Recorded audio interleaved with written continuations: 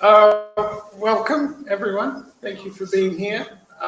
My name is Gary Sangster. I am moderating this first panel discussion amongst three of the artists that are associated with the Lines of Sight project. First of all, an apology, which is that I don't speak any Turkish, and I don't believe many of our panel do either. So this will be an entirely English presentation. But first of all, let's get into a little bit of the shape of the project. So next slide, run a slide, please. So I trust you've all been to the exhibition. Hands up if you haven't been to the exhibition. Caught you out. Okay, so you've all seen the exhibition, and it's in Istanbul. Let's talk a little bit about what Lines of Sight is. It's a research project as an intercultural dialogue between art and archaeology. And the project was implemented by the Friends of Aşıklı Society in collaboration with the University Autonomous Barcelona and the University of Dundee. The project is supported under the grant scheme for common cultural heritage implemented by the Turkish Ministry of Culture and Tourism with the support of the European Union. Next slide, please. So that's from our brochure, an image from our brochure, aerial shot of the Aşıklı Höyük archaeological site. Next slide, please. This particular exhibition includes 13 artists from Catalonia, Colombia, the UK and Turkey, and curators from Australia, UK and Turkey. There are 13 artists associated with the show. We have 3 who are speaking today. Eva Bosch, immediately to my left, Dillwyn Smith in the center, and Anita Taylor. There are 2 curators, Firat and myself, Gary. Next slide, please. So the purpose of this seminar is very clear, to discuss the idea of reimagining the past through contemporary art and ask the question of the role of creativity and artistic practice in an evidence-based culture, which is what we currently live in. Next slide, please. So Eva Bosch is an artist. Just wait. Eva Bosch is an artist working primarily in painting, now also video, studied at the Royal College and the Rijksacademy, and is exhibited in galleries and museums internationally. Dillwyn Smith is an artist working in painting and sculpture, studied at the Royal College of Art, exhibited in galleries and museums internationally. Next slide, please. Anita Taylor is an artist and academic, works primarily in painting and drawing, studied at the Royal College, and is currently Dean of the Duncan and Jordanstone College of Art and Design at the University of Dundee, and exhibits in galleries and museums internationally. That's a common thing. Next slide, please. And I'm a curator, an academic, a writer, a museum director. Most of those I'm reformed or retired from, but I still keep things happening. So we already mentioned we want to ask the idea about reimagining the past through contemporary art. So next slide, please. So some of the questions that might come up for us, I thought I'd presage those first to give us an idea what we're talking about. What can we learn or discover from transdisciplinary research, linking archaeology research with what artists do in their research, their artworks and their exhibitions? How do artists' research practices differ from the research practices of archaeologists? We are experts in art. I'm a curator. These are artists. We can't necessarily talk about what archaeologists do, but we can describe what artists do in relationship to what archaeologists might do. How does representation, image making, and artwork differ from documentation and archival evaluation and categorization? Next slide, please. What particular analytical tools or skills or thinking do artists bring to research, and in particular to archaeological research, that might differ from other scientific-based approaches? And at a fundamental level, how might artistic knowledge differ from scientific knowledge? Next slide, please. You can swap to the, yeah, very good. Over to you. My first visit to Aşıklı Höyük was in 2015 after a conversation with archaeologist Müge Ergun. Müge and I met in Çatal Höyük during summer 2007 when I was the artist in residence and she was working on site. Müge suggested that I visit Aşıklı Höyük. The way she describes the place sounded hard to believe. However, when I arrived there, I realized how accurate her description was. Furthermore, there were 13 replicas of Neolithic homes to experiment with. In Çatal Höyük, there was only one. Living in the quarters with the team, I had the chance to get to know the archaeologists, watch their movements, and listen to their opinions. We shared breakfast, lunch, and dinner, and the evenings seated under the porch looking at Hasan Dağı were full of poetry. Language was never a problem because we shared the same interest, the desire to enter the world of the people that inhabited that very same space more than 10,000 years ago. It was a revelation for me to watch those skillful professionals moving around the place, and I often imagined them as the ancient inhabitants of Aşıklı. The experimental house labeled Unit 8 had the egress on the northeastern corner, and therefore at about 4 in the afternoon, there was a rectangle of light that produced a screen where one could perform shadow animation. With the help of Derya Talay and Shagla Kaya, we managed to perform a puppet show that would have easily been performed by the ancient inhabitants. Every day there was something new that made me feel close to the prehistoric humans. A few days later, Elchin Ekmetski, sorry for my pronunciation, kindly offered to be my interpreter, and we visited 3 elderly women resident in Kizilkaya village next to Aşıklı. We asked them about childhood experiences, how they remembered their homes were lit, and how the sun entered the windows of their houses. They were puzzled by my questions, but tried to give me an answer. Their entire life had been dedicated to their children and families. Nothing else mattered. Only one was envious of her children and grandchildren because they could read and write. 2 of them were extremely well looked after. The third, now a widower, could not bear children, and therefore she had not been very well treated by her husband. Again, meeting them, it brought me closer to the people that inhabited Aşıklı. Another fascinating mystery that attracted me was the transition from circular houses to rectangular ones. You can see in the picture how the lower homes, therefore the oldest, are circular, and as time goes by, they become rectangular. What is the enigma behind this particular geometry? What could a rectangular home give to the people of Aşıklı that the circular one could not? This will be my next project, my new project, and I hope that to find other artists willing to invest time in further research on the topic.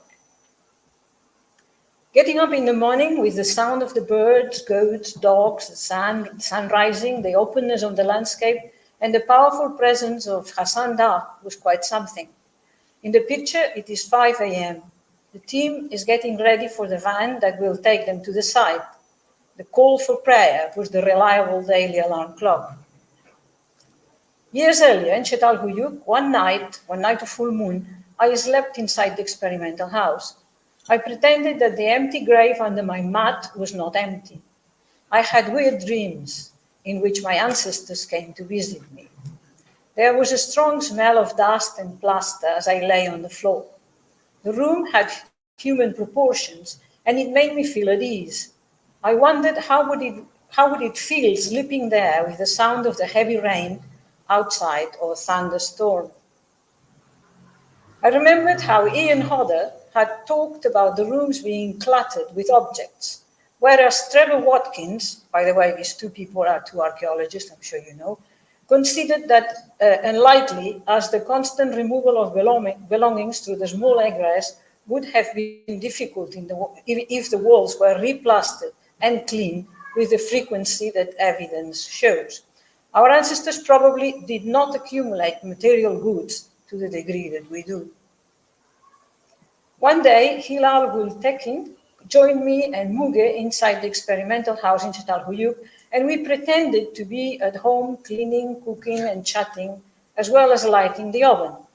It felt very natural, and it was interesting to see how quickly we learned to transfer embers from a fire we built outside into the oven to prevent smoke from filling the room. We kept the fire going without smoke for several hours. Although we did not, we could have cooked an entire meal. Later, Hilal started to sing, and Muge could not resist dancing to accompany her. That same day, with Hilal, we walked to the nearest village of Küçükköy. We were invited to tea by the family of one of the guards working in Çatal Höyük. His wife had a massive oven in the patio, built in a very similar way to those found in their ancient homes. There was a technique to operate it that she tried to explain, insisting that it was very easy, but it seemed extremely complicated to us. Back in Aşıklı, in this photo, we are seated under a parasol, drinking tea and enjoying a well-deserved break somewhere a few miles from the site. It was a day off for the team. How different would our gathering be from the gatherings of the people of Aşıklı? If we change our clothes, shares, etc., we would probably be quite similar. Muge can dance beautifully. And in the evening, when she did so, she looked like a goddess. While she was feeding the filtering tank with tons of gravel, she would always have a smile on her face, even under temperatures over 45 degrees. Her aim was to extract minute specimens that, under the microscope, would reveal valuable information for the team. Fatma Kalkan was discreet, quiet, reserved. She looked like an Egyptian princess. I filmed her clearing the skeleton of a child. It was done with so much care that you would have thought that it was her own child. Sarah Jeloza was equally beautiful. Modern and efficient, her attention fixed totally on what she was doing. Serious but kind and gentle. Melis Usdurum reminded me of a stream of colorful butterflies. Delicate, yet so very strong. Ready to solve any problem, to handle any situation. I do not have much time to add more descriptions, but I must mention Güneş Duru, co-director of the excavation, whose talents as a rock musician and singer are evident all over the site. He combines his capacity as an archaeologist with his musical skills, and I sensed it strongly in the silence of the experimental houses that he built. Midivanos Vasaran, the director of the excavation, has a passion for animals, plants, and flowers. Along with the mammoth job of running the excavation, she maintains the place as if it was her back garden, and there is always a new dog as part of the team. Midivan invited me to visit Aşıklı again in 2017, but this time I brought with me Blanca Moreno, a Colombian painter who has dedicated most of her life to drawing and painting the forest, the rivers, and the depths of the Colombian Amazons. Her relationship with the landscape and the creatures that inhabit the forest, it is quite unique. I was certain that the geography of Anatolia would have an impact on her, and you can see the result in the images painted.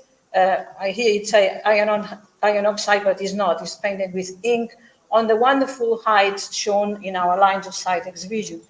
Unfortunately, COVID prevented her from visiting Istanbul this time, but you can find her work on this online page. You can see both of us in this picture watching the sunset in Aşıklı Höyük, one of those magical evenings after dinner. During our stay, we were also living in the quarters with the team, and we both had the chance to talk to the archaeologists and learn about their thoughts and knowledge. All of it was invested in our work. Those conversations brought to us new material and ideas that would later be developed in the studio.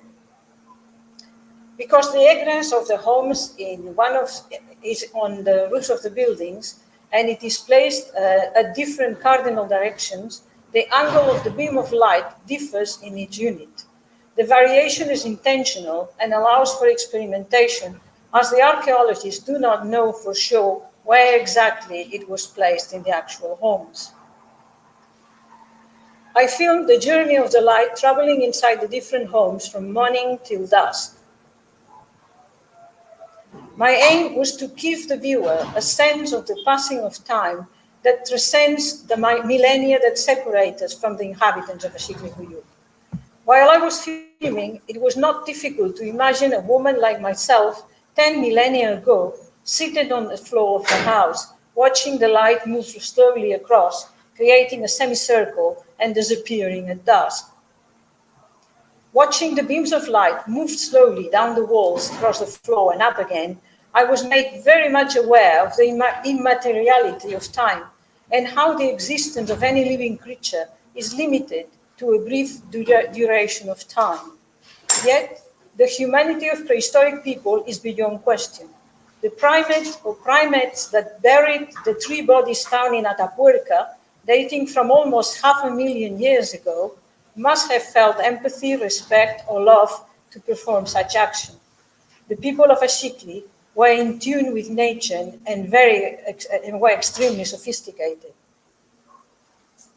Hardly any remains of their art has yet been found, and we do not know if, like Muge and Hilal, they sang and danced spontaneously or spoke poetry when Hasan Dağı appeared and disappeared behind the clouds. I believe humankind are at a crossroads, and that for our continued existence, we need more than ever to look for clues in those that have helped keep the human species going up till now.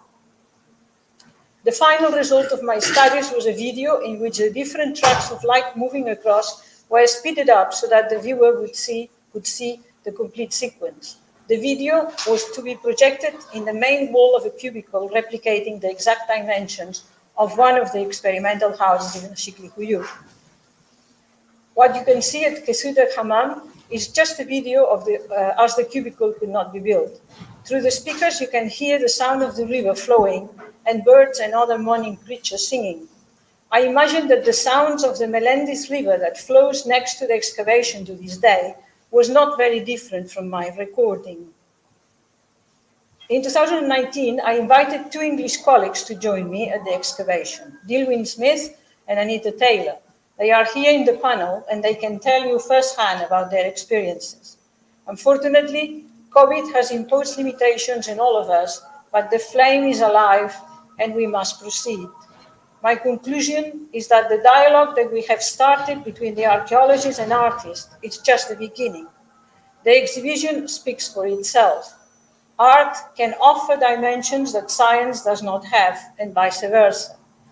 Recent conversations with the Turkish artists proved to me further that such collaboration is extremely valuable, and I hope to extend the project to artists and archaeologists of other countries. Thank you very much. Thank you, Eva. What I'd like to do is to hold all questions until the end. So we'll have all three presentations, and then we'll have the opportunity to have a dialogue with the three artists. So if you note your questions down, that would be great. Dillwyn, thank you. Thank you.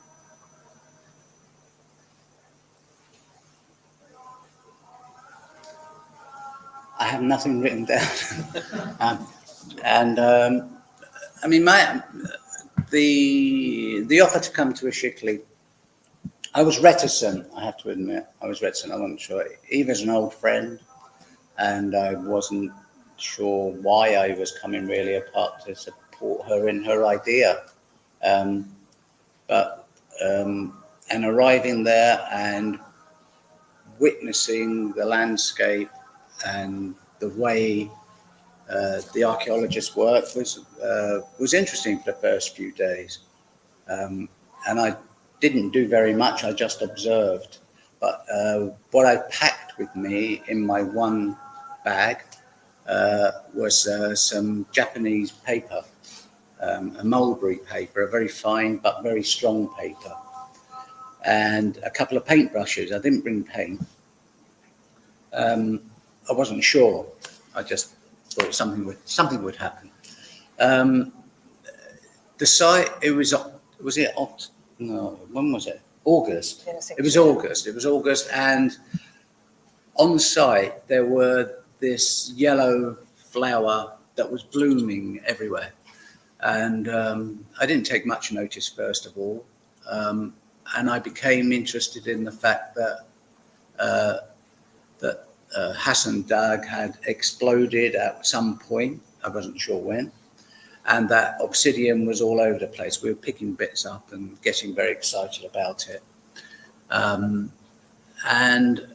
then it occurred to me that I could begin to relate just being in the landscape. The work would come from that. And it's almost as though, yes, there is some relationship to people being in the same landscape, 10,500 years ago, but also, millions of years before that too. And I asked at one time, Muga about this plant, which she said was verbascum. And I asked her one lunchtime, could she ask these lovely ladies who were cooking the food for us, what did they know about the plant? And they said, well, it came back that, it's being used as a dye. And I thought, okay, I'm an artist. It's paint, dye is paint, it's stain. I can work with that.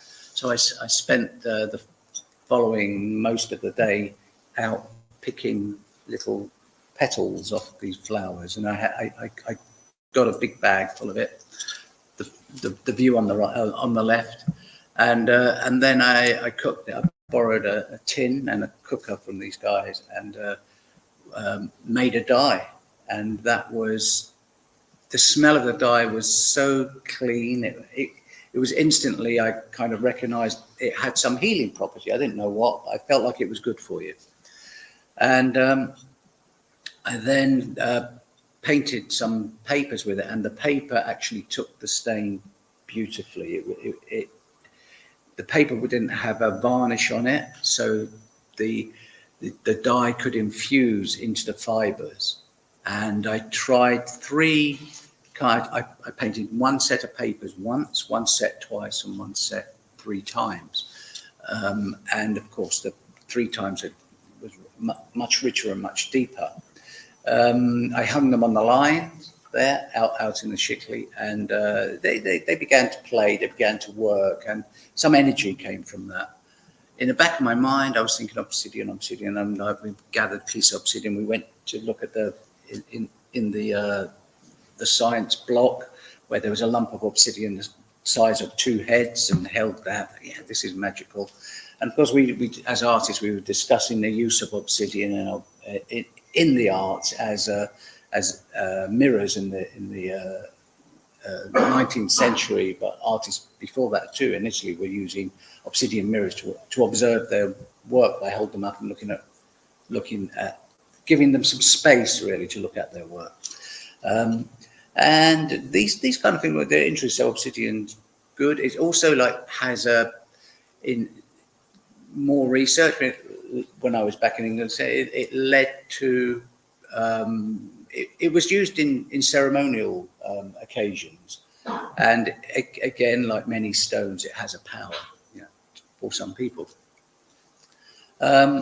So I was thinking we were going to go back to Aşıklı in 2020 and 2021, and I would collect the dye and make the paper and make this work. And I was going to use ladders, because ladders were used not only by the archaeologists as they dug through the 5 layers? 5 or 6 layers. They are used to move up and down, so they're tangible and they're functional. And I enjoyed that fact, but also that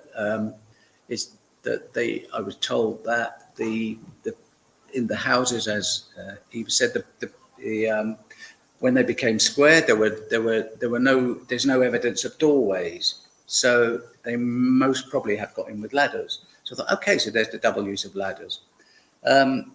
I started placing the papers onto ladders, and I thought when I come back in the following year, in 2020, I would pursue that a bit further, and again in 2021, and then we'd have the project for 22. But of course, we couldn't come back, so there was a bit of a dilemma.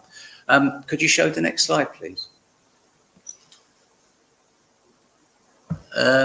So here's the papers flying in the wind, and it became like, well, I've never done installation work, and I've begun to sort of play with putting pieces of work in the landscape when I went to visit Skellig Michael, which is on the west coast of Ireland, and it's a kind of 6th century extraordinary place with beehive huts which still stand. You have to take the boat out onto it, and so I thought I'd been there just before I'd come, and so I thought I'd just, it seemed obvious that this was a beautiful thing, these colours moving in the landscape.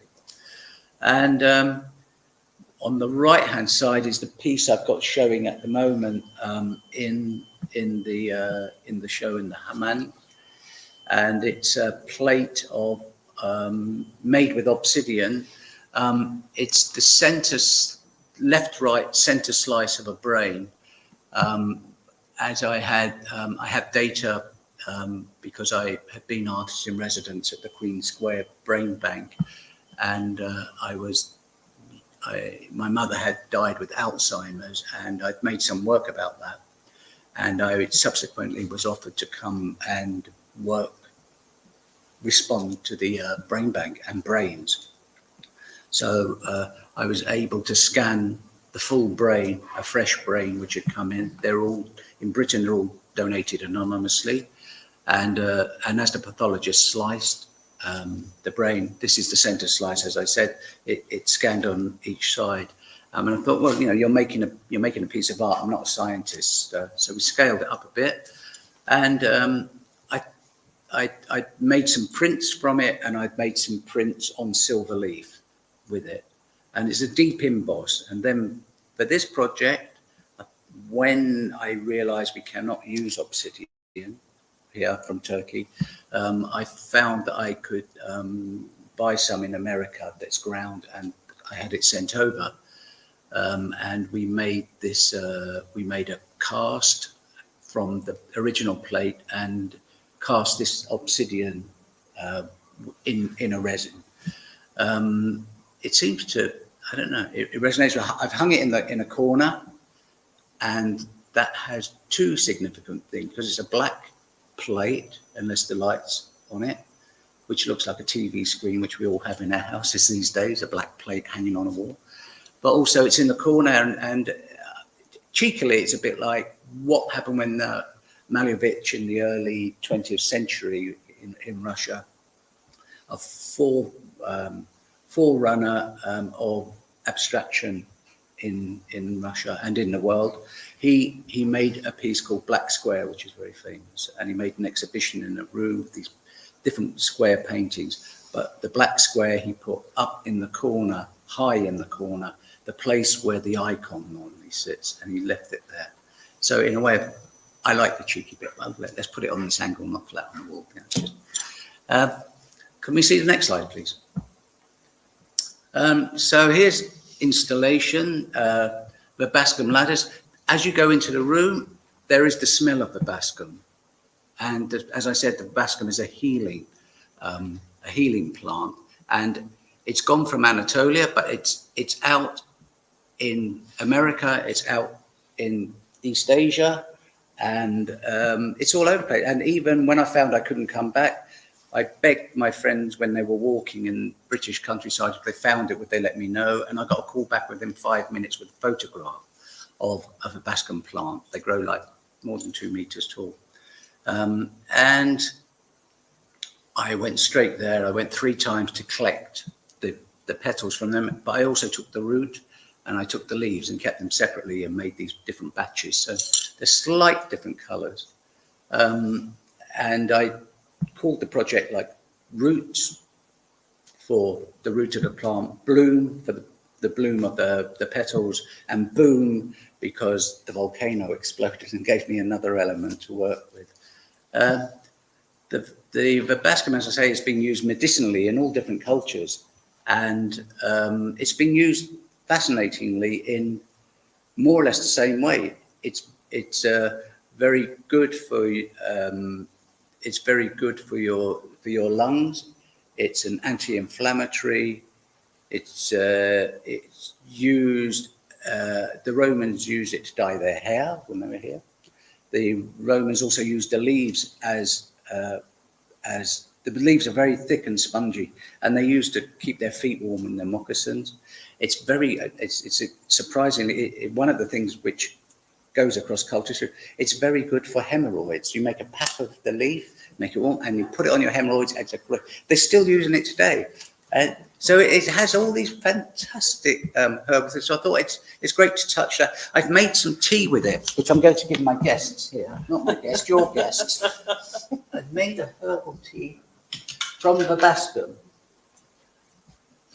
and you will see the colour. This is how the dye of the paper comes. Thank you. We wait 15 minutes, see if you die, and then that'll be after I've spoken.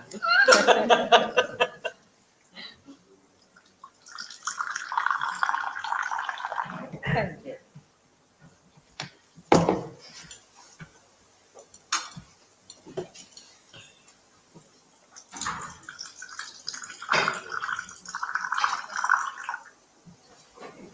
Thank you. if I had more cups, I'd give you some. Maybe after. Cheers. Chin chin. Chin chin, do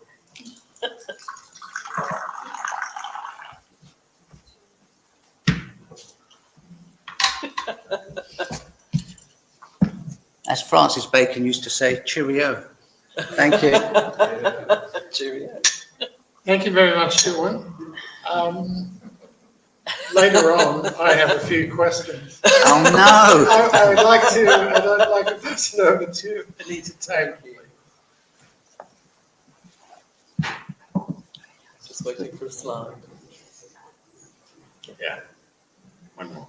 That's great. I haven't brought any documentation of my research process at Aşıklı. As you've heard, Dillwyn and I were invited by Eva to visit the site. I have a history as somebody who spent several periods of time as an artist in residence in historic environments. So when I left the Royal College of Art, where I met these two, I went to Durham Cathedral. So I became an artist in residence with a brief to respond to the cathedral over 12 months. And it was brilliant. It was competitive.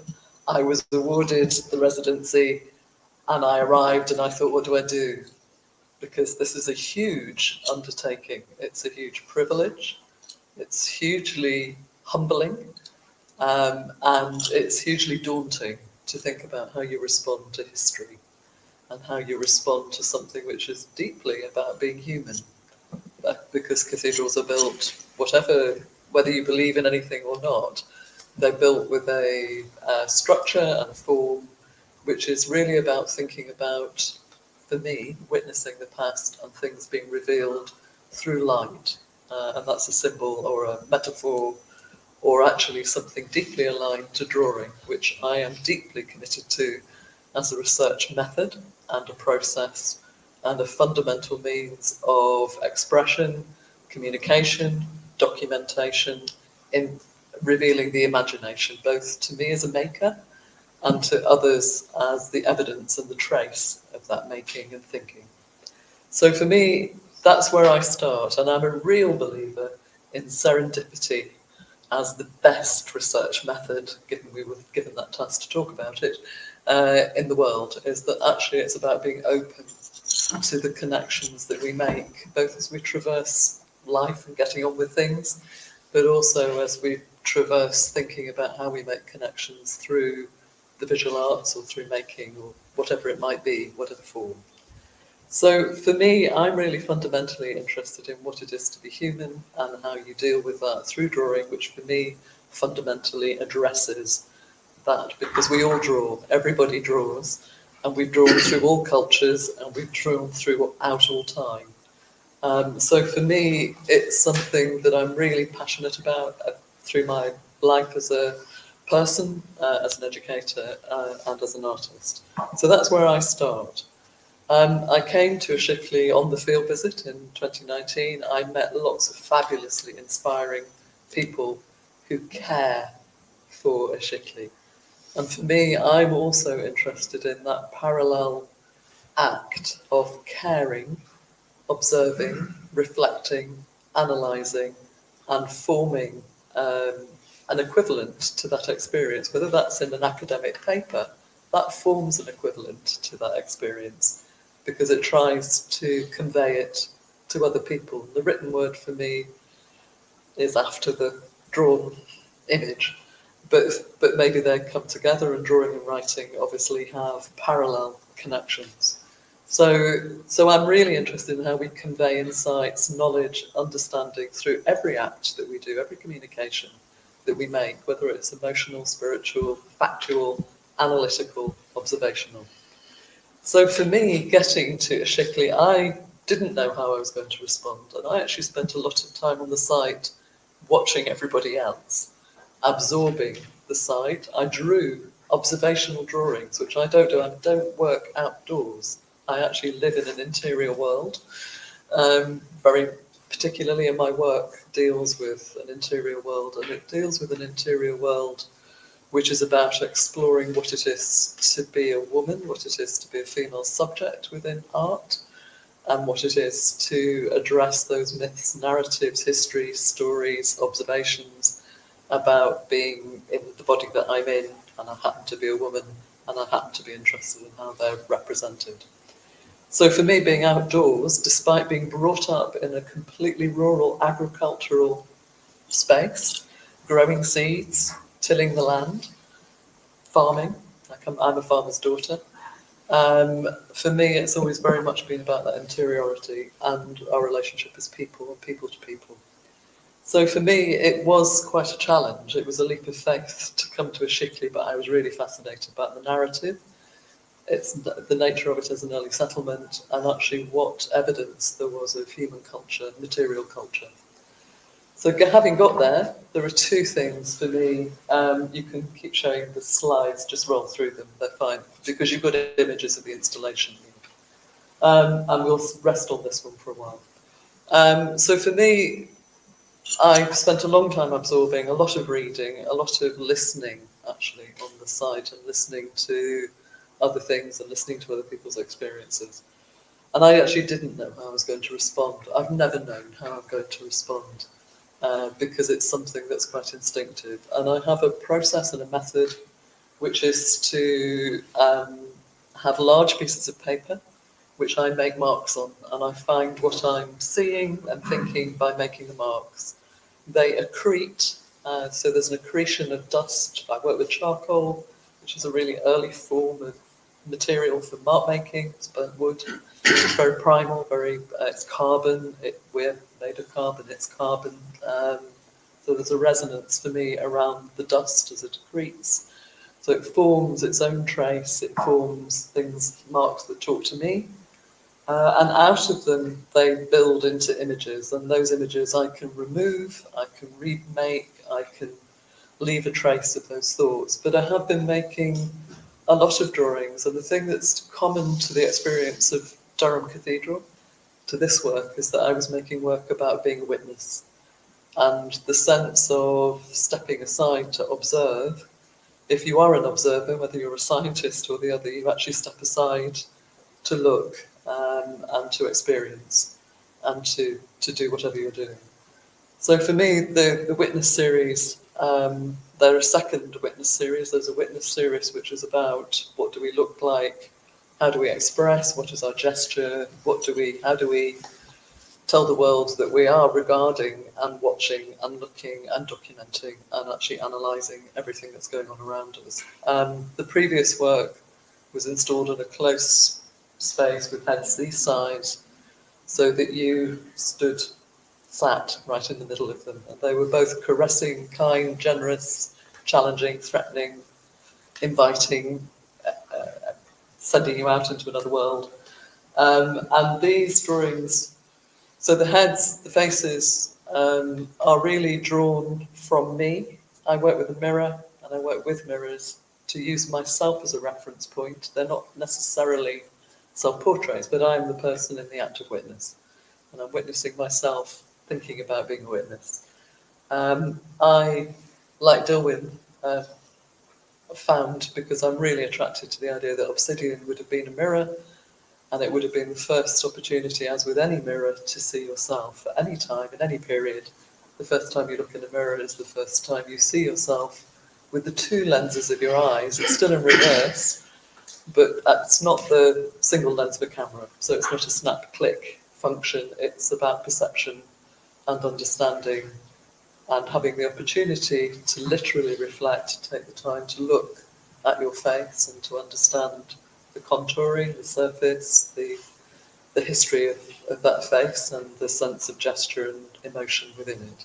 So I acquired, and I meant to have it in my pocket, an obsidian mirror that sits in my hand. So these large heads are drawn using a small mirror to translate and transcribe drawings which are seen in a dark mirror, and they're seen in something that both reduces the image, but also, for me, gives me the opportunity to expand that image to the whole sense of the drawing. For me, I was still trying to make sense of how I could convey to anybody what I'm witnessing. And for me, I was frustrated that I couldn't travel because of COVID. I wanted to come back to see some of the artefacts. But for me, it felt very important. The first image you had is obviously a drawing of the skull found in Aşıklı with the evidence of brain surgery, of trypanism. And again, I was interested in actually the history of medicine and the history of surgery and the fact that this very sophisticated activity was taking place. And so for me, I've always been interested in the graves, the burial spaces, and the sense that actually my witness is actually to witness the 10,500 years of history and to witness actually the archaeology of that, the archaeology of our memories, as much as the archaeology of the physical artefacts, but they're located by referring to the physical artefacts of the skull, of death, of transition, of what it is to be human, which is that we all live, we all die, we witness, and hopefully we learn from the past in order to reimagine the future. So maybe I should stop there. If you want. Do you want me to? I don't know how long I've been speaking. Is that right? So I can say more, but I'm happy to stop there. No, we can stop there. Thank you very much.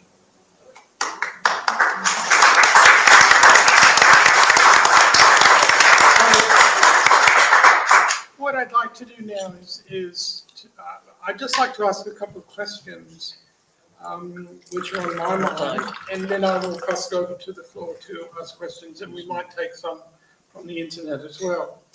I was struck by all three of you talking about this sensate quality that artists have, this responsiveness to stimuli, this way of interacting, and I think you used the term serendipity, and even focused on the idea of imagination, projecting yourself into an ancient Neolithic situation.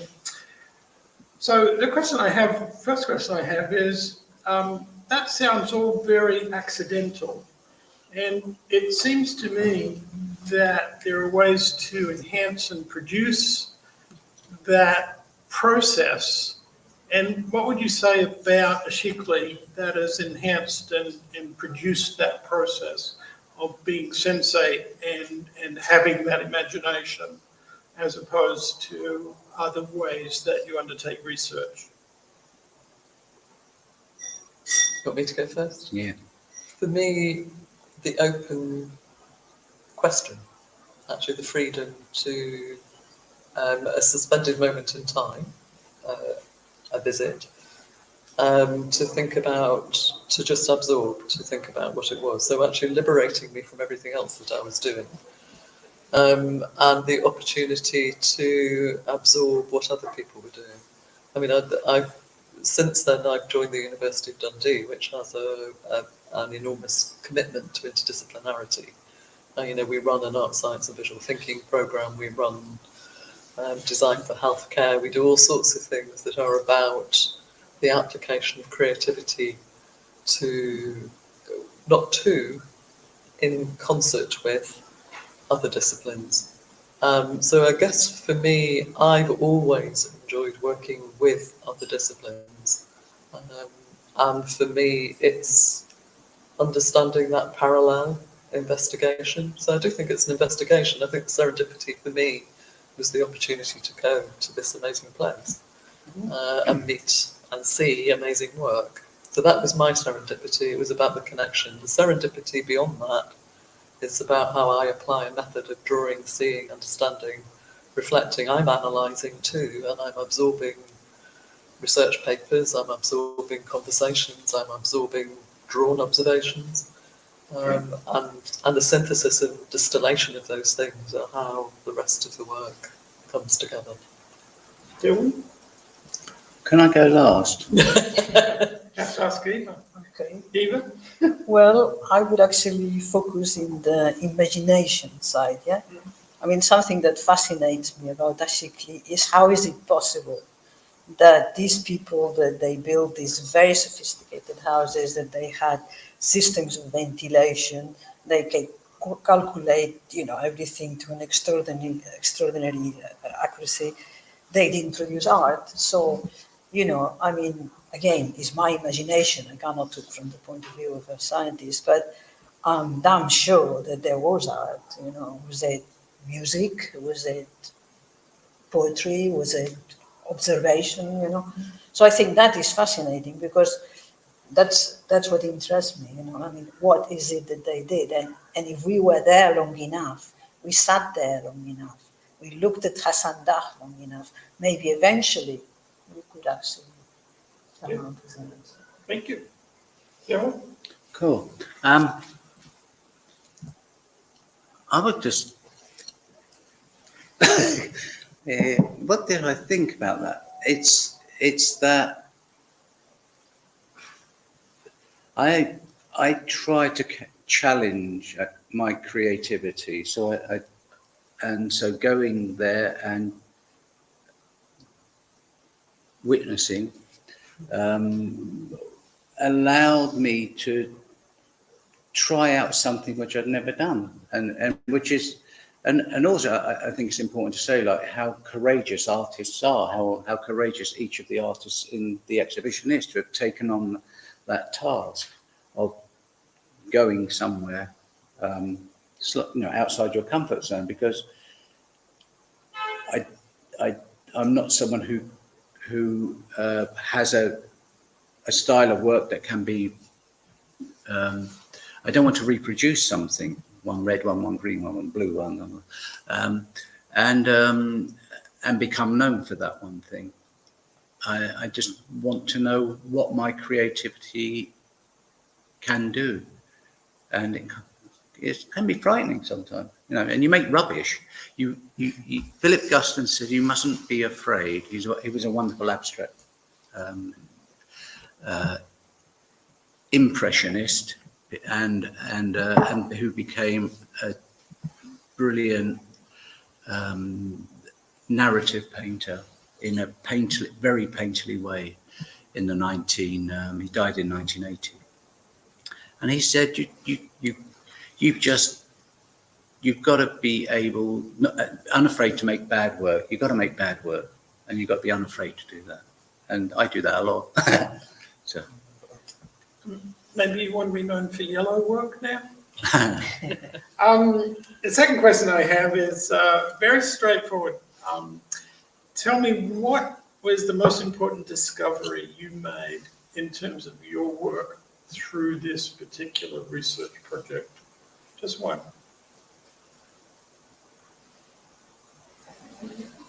Silence. Well, I'm not going to go first again. Start that way and go back this way. Well, shall I start? Yes.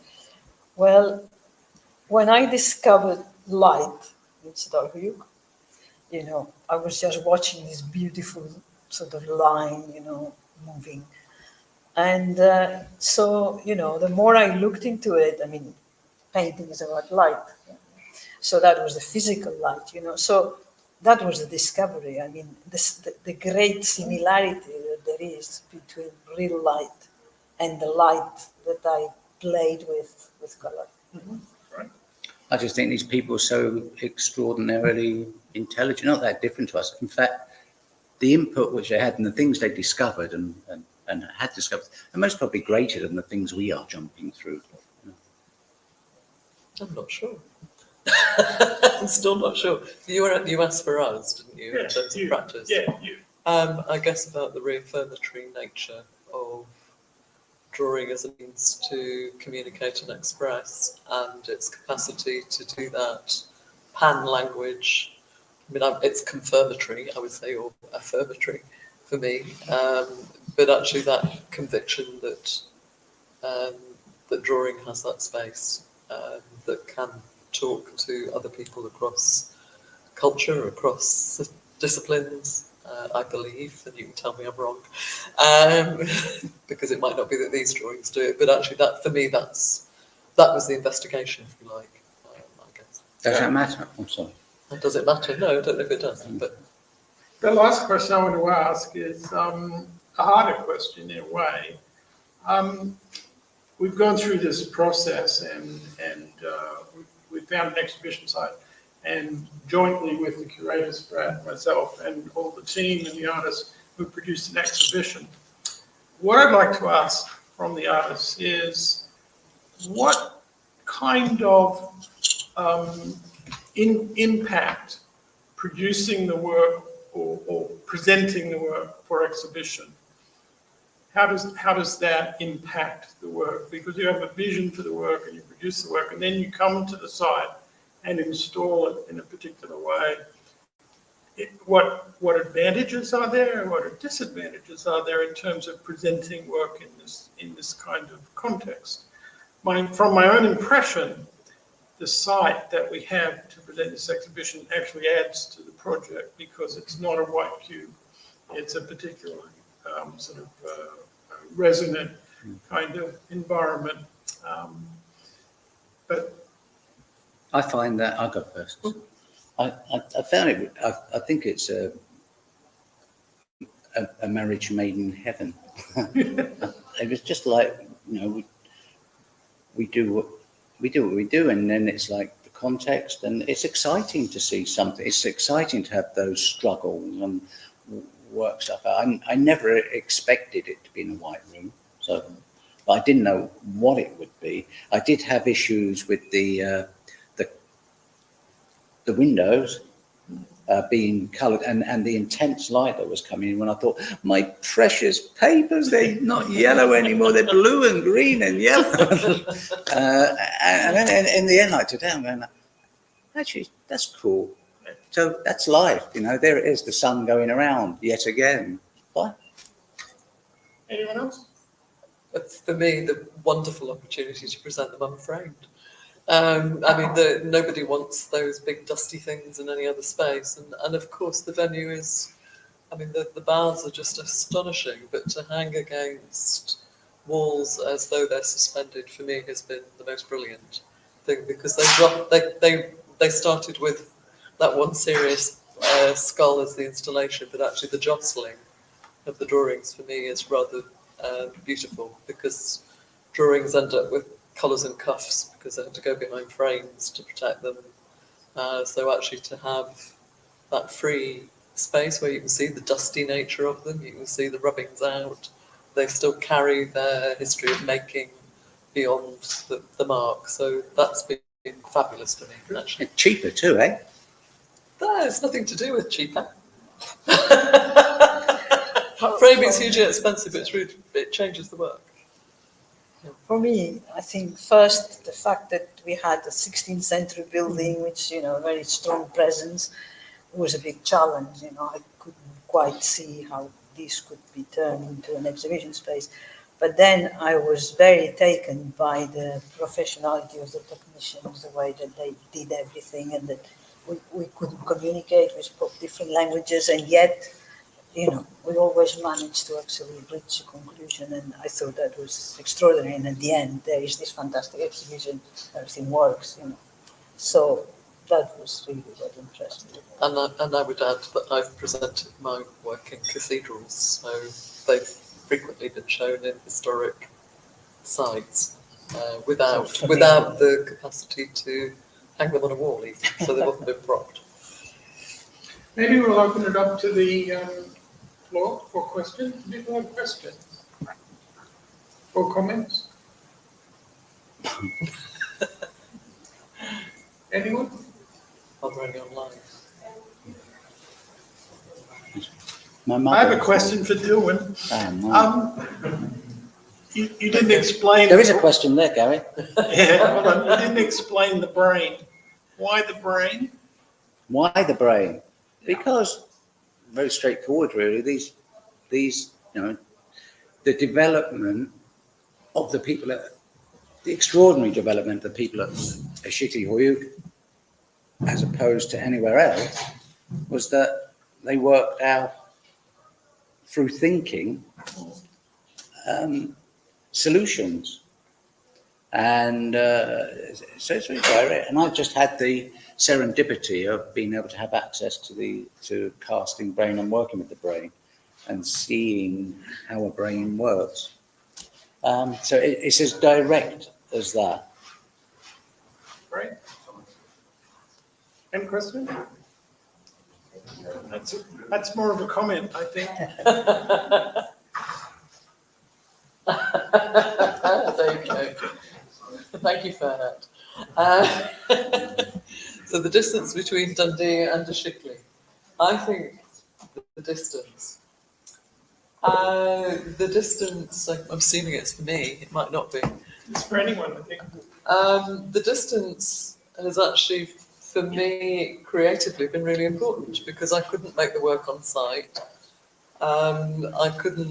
It's too big, it's cumbersome, it needs walls. But actually the thinking distance has been really important, particularly with my work, which is very much about the idea of observing and looking on and acknowledging the role of that in relation to all the specifics and everything else happening on site. So does it help with the creative process? Yes.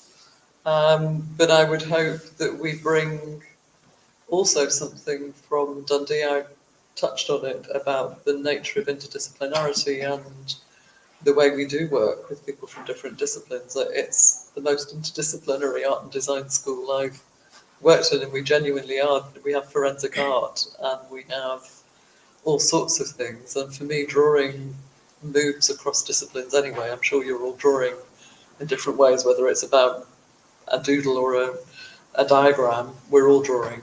And so for me, the creative process is something that is about the connections that we make across space and time and distance, and the different perspectives that we bring from different places, cultures, spaces, and disciplines. And that, I think, is a creative flux. And if we can accept that as a creative flux, then we can learn from each other in that space. Right. Other one, please.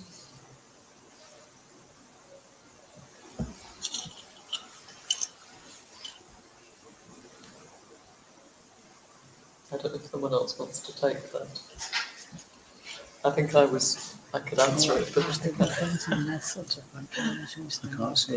difference in methods of archaeologists and artists who come across during this project. Does anyone there want to answer that?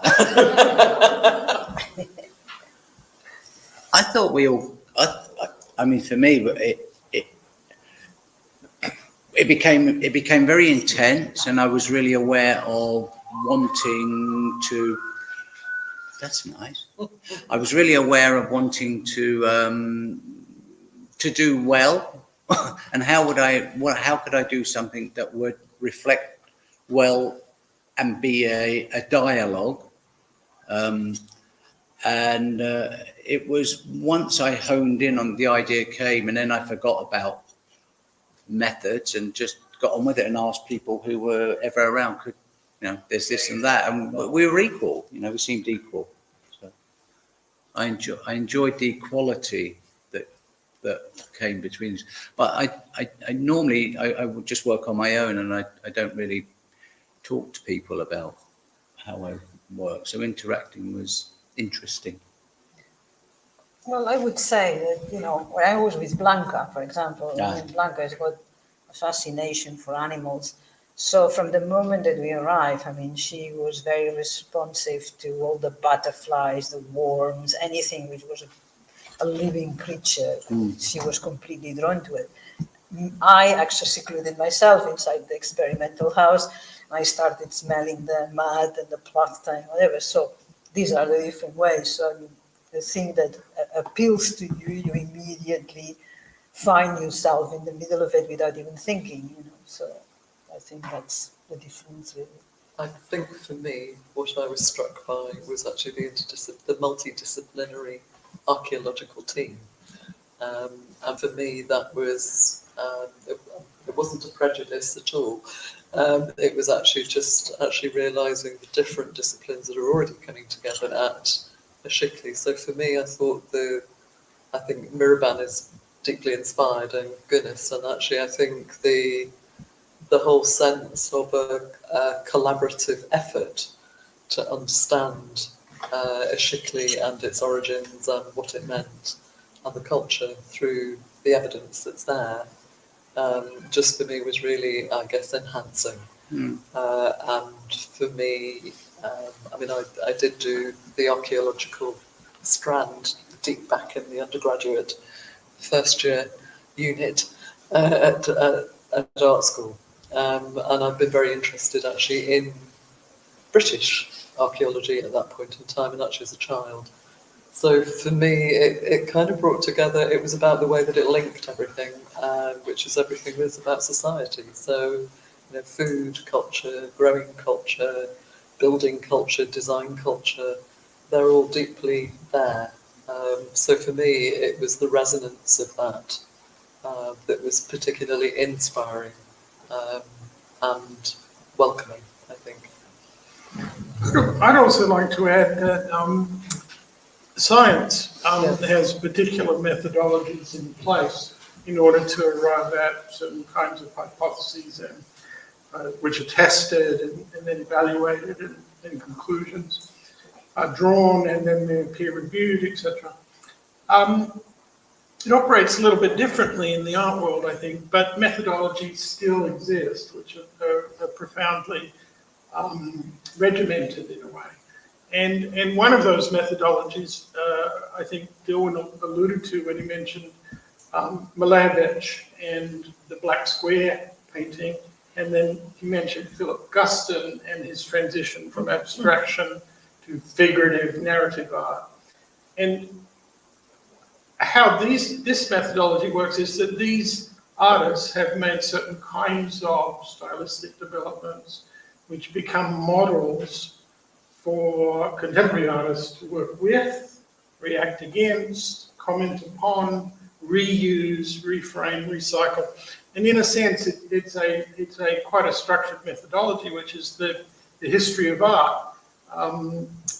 I know Eva frequently mentions her admiration for Picasso, for instance, as an inspiring figure for her work. Well, it's more than just inspiration. It's actually a formal methodology in the way that you begin to develop your own practice. No, do you disagree? No, I don't disagree. Wasn't a question. Oh, that's good. Thank you. Sorry, I thought I'd missed the question.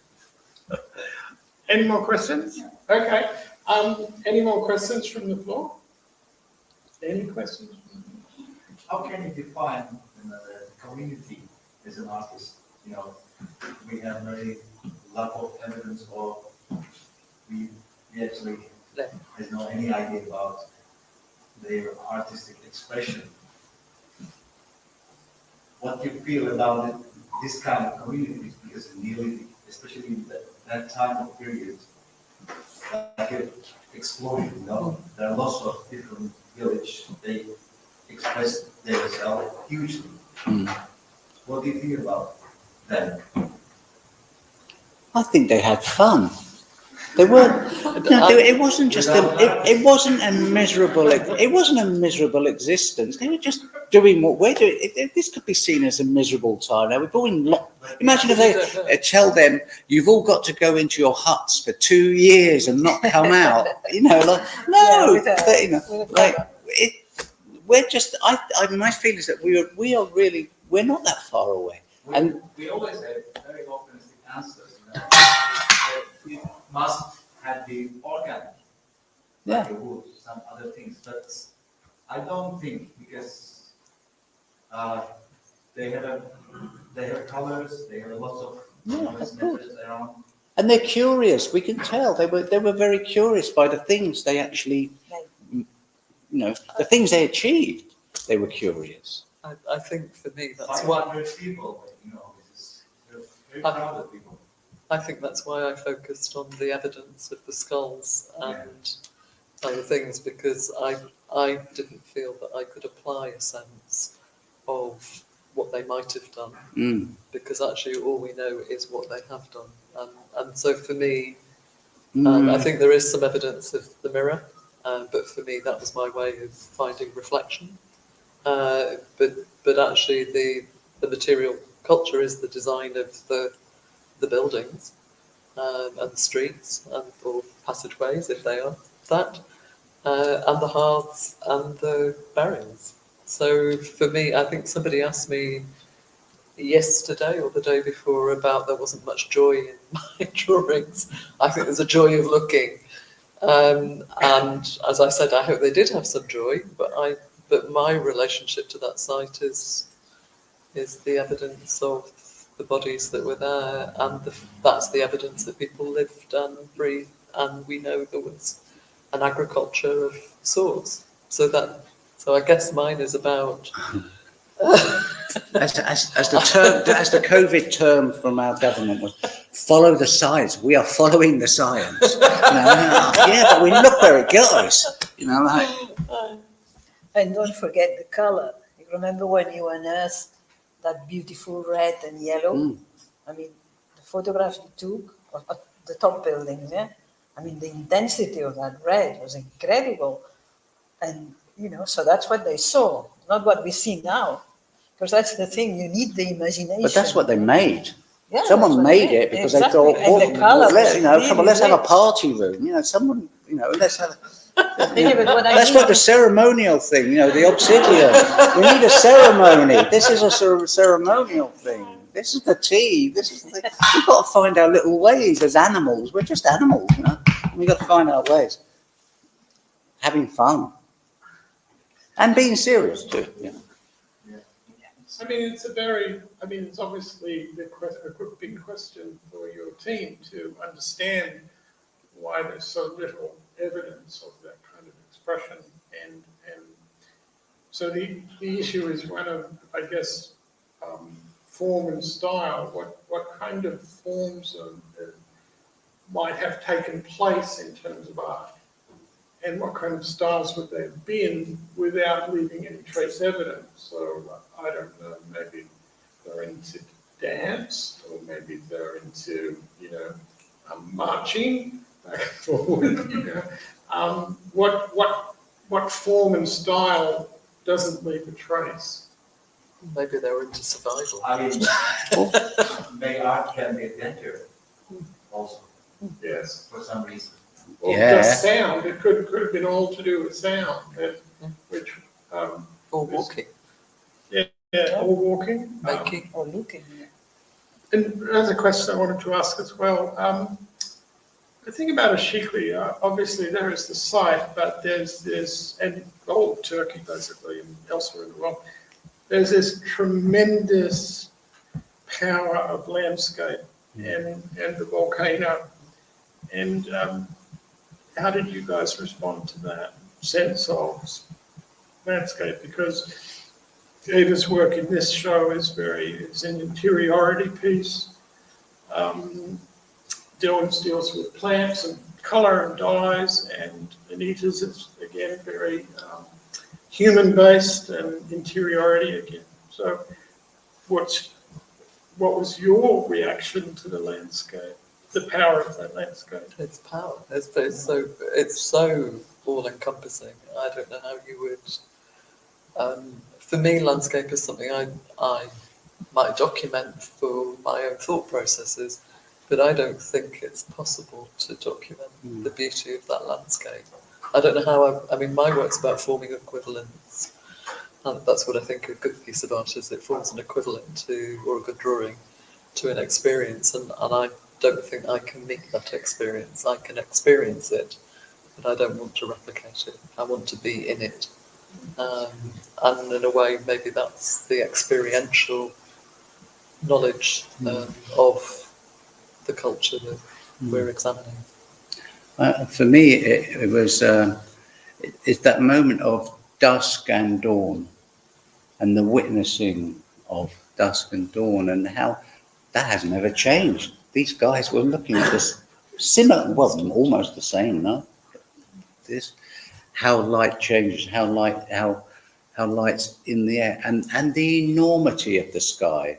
Well, in London, you know, the enormity of the sky, and zero light pollution, that you can see the heavens, yeah, and the constellations. You know, it's so. Of course, they and the you know. Then we're back into, well, they witnessed this, so they were doing nothing. They were making stories up about who is what, and look, there they are again. Look, there's that red planet. It comes round. Oh yeah, it comes round like that. Granddad said every, you know, whatever. This time, so that's what I mean. It's just normal, yeah, normal sophistication, yeah. I mean, and what you've done, your piece of work is really witnessing that, you know. But is inspired precisely for that enormous space. When you stood on those rocks and you look at the distance and you see Hasan Dağı, so huge. I mean, there is this extraordinary sense of space, which in many ways is like 10,500 years. What does it mean? I mean, 10,500 years is, how do you put that into, you know, a substance, you know? Yeah. It's like the space. You're standing there and it's almost, if you see 10,500 years, because it's so big. And then with your imagination, you can do whatever you want. You know? But, so that landscape to me is 10,500 years. You know? So the landscape's way more. Yeah, sure, but I'm actually putting it in. Of their time, sorry, yeah. So.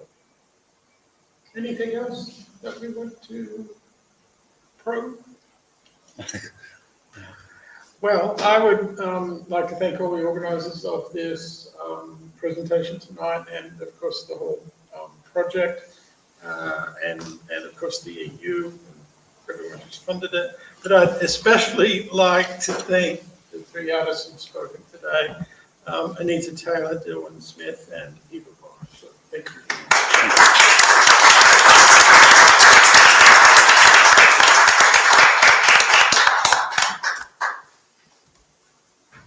Cool.